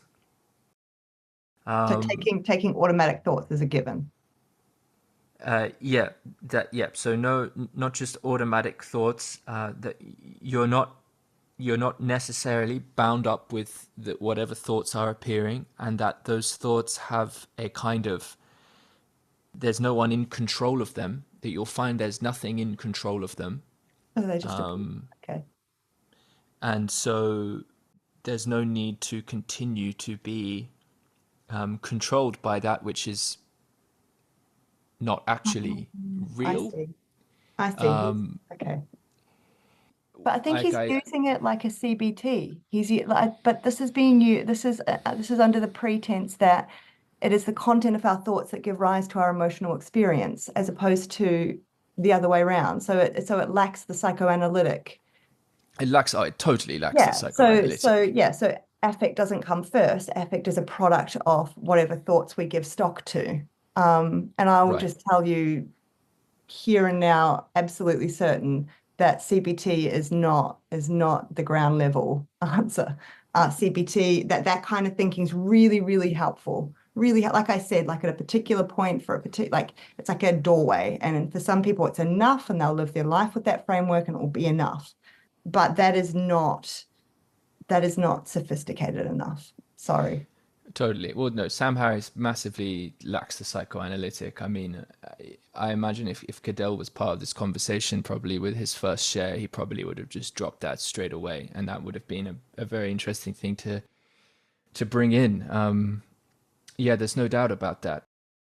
It's a big deal, isn't it, when there's... Anyway, I'm kind of noticing we've been speaking for a while. This could continue. I feel like there's so much content that is actually worth speaking about. I just didn't necessarily know if like that would be the way to go about this conversation straight from the beginning. To be totally honest with you, that I'm very much tending towards just sharing this privately. That's my feeling. If you guys have strong feelings otherwise, I'm interested in that. Yeah, well, we've already been speaking Aspasia for, if you got to go in 9 minutes, we've already gone 15 minutes past time here already. So yeah, it's just, yeah, it's just a curious, You know my view on this stuff, Tim. I think there's value in sharing most of this stuff publicly, but I'm at a very different stage of my understanding and all of that, and what that means, and what that then brings with it, and all of those things. So I would defer to you on that. But I see I often think about conversations like this as things that are probably going on for people privately anyway, and this is an example of us sharing it in a way that tries to open it up, as opposed to keeping it a private conversation and a private experience for people that might be thinking about some of these things within themselves and have nobody, or believe that they have nobody to even express any of these doubts or thoughts or ideas with. And so that is part of the maintaining of continuing to just follow along the accepted path out there. And look, there's no one out there talking about it. I don't find any YouTube videos saying anything differently. So I'll just go along with what everyone else is doing, kind of thing. I think this is a nice example of being willing to explore something different that to some people would seem like a dangerous idea, I guess, but that's just my thoughts. No, I get it. There's always the thought about how much justice has been done to the views. I believe I've represented essentially where Sam's coming from at the public level appropriately, obviously not elegantly. Interestingly, part of me ultimately senses that a long enough conversation with Sam would ultimately come to some sort of semantic representation that found deep alignment. That's my sense with a lot of people, really. And so, almost again, how much to lean into the relating with the man as the meme versus relating in the mode of address, which is actually in service of the conditions of possibility for being an understanding with the man. That's partly like the tension of this. And yeah, a lot of different dynamics in relation. What are your thoughts, Tom, in closing? As there's three of us who have managed to get through this, so we've had a bit of a bloody attrition rate, to be totally honest with you, in this conversation. I don't know if that's a good argument to share it. I think I'm gonna have to take it as Dissociation. Yeah, I agree with what Aspasia said in that I think there's a way in which this kind of thing is always valuable, but my intuition based on what I feel you're wanting, Tim, would be not to share this publicly. I like it for its like real timeness and its rawness, but I don't think it delivers the same kind of punch that I'm speaking more personally here. If I wanted to do that, I probably should have listened to like 30 hours of him before coming in here to really like prime how I'm relating to him, particularly because like I haven't listened to him for a few years, but also just to polish the edges of like where's he actually coming from. But I don't think we didn't spend a lot of time addressing content, so that's okay. And I think we stayed like fairly like at the higher level, and like what was said was just pointing to patterns that I think like hold up pretty well in terms of imbalances and those sorts of things. I have a lot to say about the determinism and the no self thing, because that's something I've actually spent a lot of time delving into and trying to make sense of. And I think there are like emergent philosophies and even like things in complexity science that have like pretty powerful responses to what Sam's position is. Even some of the stuff like Viveki and Greg have done around the self, I think is just like a more apt way of relating to the notion of self. So yeah, I feel like there are parts of his argument that are becoming outdated, but also that there's definitely like timeless qualities in there, and that like he really is upholding a certain value set. And as you said, like more than anything, a methodology, right? Like in standing by that, which I think is great.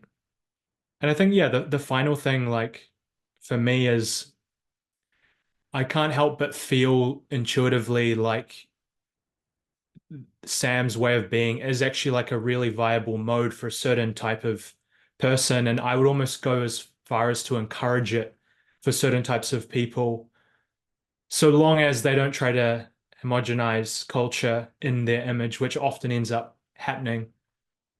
But yeah, it's sort of this weird thing I often find myself bottoming out at, where like it almost feels like there's like a choice in your like foundation, and seems like it's like advantageous if different people make different choices at that layer and then kind of like relate to each other through that.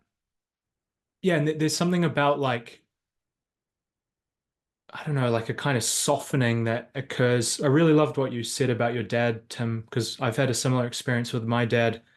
Just like that, on the one hand, like seeing his like value, and then also seeing like the tragedy that is his life, and like feeling the sadness and the beauty in that. And there's like a softening that happens in relation to someone once you kind of accept their finitude, and in doing so accept your own. But yeah, there's like that constant, I feel like philosophy is really good at like naming in language the exhausting tensions, that sometimes exhausting tensions that comprise like a real human life and experience.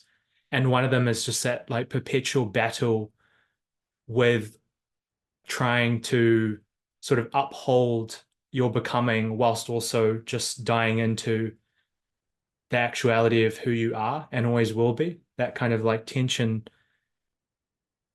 Yeah, and I find personally a lot of the time it leaves me in more of a humbled state. Just when I go through that whole process, I just end up, I'm like, geez, I'm going to be a little bit kinder tomorrow or something like that. Although part of that's probably my own coping and pathologies that makes me lean in that direction. But yeah, it feels like there's something important in that. And I'm not saying that in opposition to anything that's been said here, but more just like affirming that. And yeah, like I wonder what the equivalent of that is for Sam. Like, what are those moments for him? Are they with his wife, or like, yeah, like when does he kind of experience that moment of just remembering the complexity and the real and all that stuff? Beautiful. And that, but what you've both described about your relationships with your fathers, and I had the same with mine. Mine's also passed away, and it was the same. It's the same thing. So I can relate. What you're describing though is of a, I hate to use this term, but it's of a high emotional intelligence. So you're just, I think the acceptance and this sort of more peace and that you're describing of a person just as they are, right? And even though there are failings and lacks, and that is about the being able to integrate love and anger together and not having to choose one or the other. So my dad doesn't have to be perfect and wonderful and way up here and he only ever did good and I forget everything else. And I don't also just have to hate him. Right. So you don't just, you have to be able to integrate these very complex mixed feelings, especially about our attachment figures. It's that integration that is truly emotional work. And you have to first be able to get in contact that you even have both those emotions towards this person. Like this is the part that's missing. So what you're both describing there, I would argue anyway, comes from a position of being able to go in and touch the emotional landscape of your inner world. In a more confronting, honest manner, a less defensive manner. And I think that when we go too hyper-rational, especially if it's being used as a defense mechanism, it's in service of avoiding some of that stuff underneath. And so the integration doesn't happen. So I don't know, and I have no idea about Sam as a person, but just in response in a kind of theoretical way, I don't know. I don't know if he would experience it in those same terms, because I don't know that he experiences that emotional integration in those terms. And maybe there's some other kind of peace he experiences from being able to go into his head and notice lots of thinking or whatever it is that goes on, or notice that he doesn't have free will or whatever it is. But I would say that would be of a different quality to what you guys are describing here. And there was something else I was going to say. I was just going to say, Tom, that as you were speaking, it stopped now, but I really loved the visual of what you were saying and witnessing that light, like battling to come through that blind in your background. Like there was like a real battle in real of the life, light. right? Yeah, like it was like it was trying to break through, and it was just so in line with what you were speaking about. It was I've actually got a little nylon on my hand here, and I just start tugging that when I'm making a heartfelt point. oh, very good. Yeah. Next level. Thank you all. Lovely to see you. Yeah, thank you so Thanks. much.